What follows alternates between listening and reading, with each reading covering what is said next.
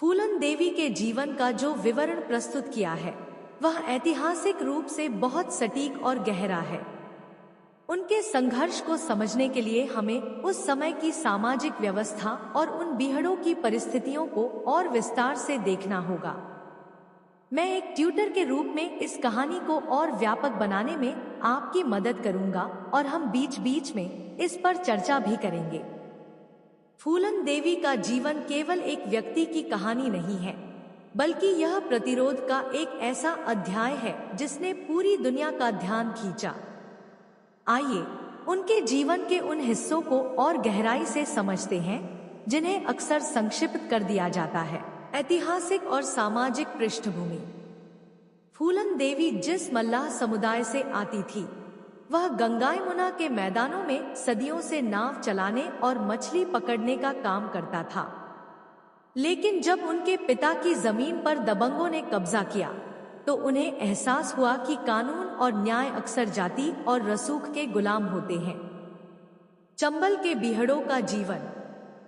चंबल का इलाका केवल डाकुओं का अड्डा नहीं था, बल्कि वहां का अपना एक संविधान था।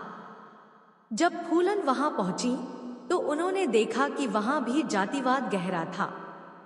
विक्रम मल्लाह के साथ संबंध। विक्रम ने फूलन को केवल डाकू नहीं बनाया, बल्कि उन्हें आत्मसम्मान के साथ जीना सिखाया। उन्होंने फूलन को अपनी सरदारनी बनाया, जो उस समय के पुरुष प्रधान डाकू समाज में बहुत बड़ी बात थी। बैंडिट क्वीन की छवि। फूलन ने गरीबों से लूटपाट नहीं की। वे अक्सर अमीरों को लूटकर उन पैसों से गरीब लड़कियों की शादी करवाती थी, जिससे वे धीरे धीरे एक लोकनायिका बनने लगी।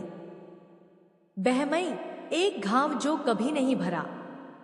बहमई की घटना के पीछे केवल प्रतिशोध नहीं था, बल्कि वह उन 3 हफ्तों के नारकीय अपमान का जवाब था।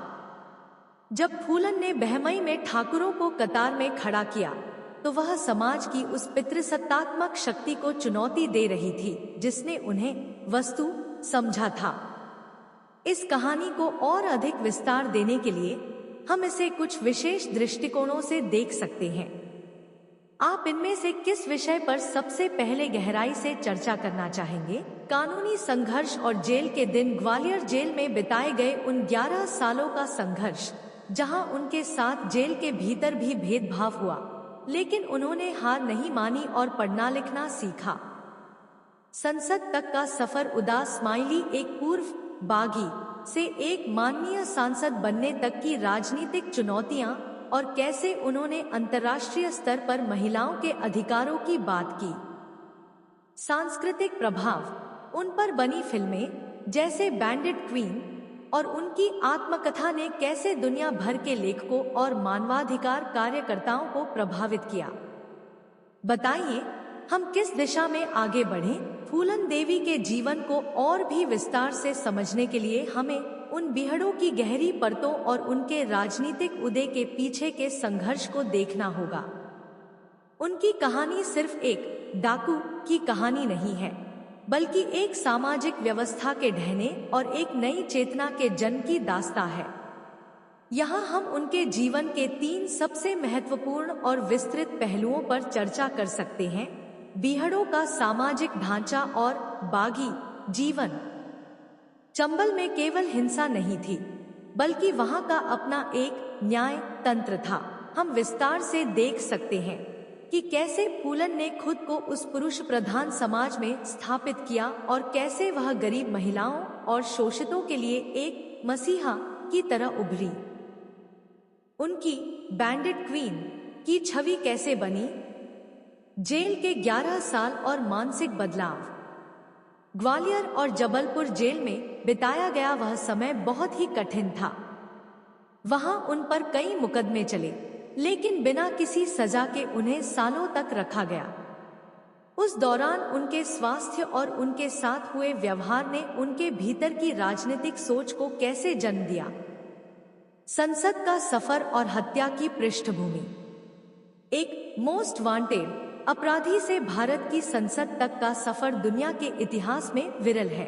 उनके चुनाव लड़ने की चुनौतियां, मिर्जापुर के लोगों का उनके प्रति प्यार और अंततः शेर सिंह राणा द्वारा उनकी हत्या के पीछे के छिपे हुए सामाजिक और राजनैतिक कारण क्या थे, इनमें से हम सबसे पहले किस हिस्से को विस्तार से समझना शुरू करें? आप 1, 2 या 3 लिखकर अपना विकल्प चुन सकते हैं। फूलन देवी का जीवन संघर्ष इतना गहरा और बहुआयामी है कि इसे समझने के लिए हमें उनके बागी बनने से लेकर माननीय सांसद बनने तक की घटनाओं को विस्तार से देखना होगा। उनके जीवन की कहानी को हम महाकाव्य एपिक के स्तर पर ले जा सकते हैं, जहां हर मोड़ पर एक नई चुनौती और एक नया विद्रोह है। आइए इस बड़ी कहानी के सबसे महत्वपूर्ण और विस्तृत अध्यायों को एक एक करके खोलते हैं। मैं आपको जानकारी देता जाऊंगा और हम साथ मिलकर उनके जीवन के इन पहलुओं को समझेंगे। 1, चंबल के बीहड़ों का सामाजिक और मनोवैज्ञानिक युद्ध। बीहड़ों में फूलन का जीवन केवल छिपने के बारे में नहीं था, वहां उन्होंने शक्ति का एक नया स्वरूप देखा। जब उन्होंने बंदूक उठाई तो वह केवल ठाकुरों या पुलिस के खिलाफ नहीं थी, बल्कि उस पितृसत्तात्मक सोच के खिलाफ थी जिसने उन्हें 11 साल की उम्र में बेच दिया था। बैंडिट क्वीन का न्याय। फूलन ने बीहड़ों में अपनी अदालत लगानी शुरू की। वे उन गांवों में जाती थी जहां गरीब महिलाओं का शोषण होता था। उनके आने की खबर मात्र से अत्याचारी कांपने लगते थे। जातीय ध्रुवीकरण।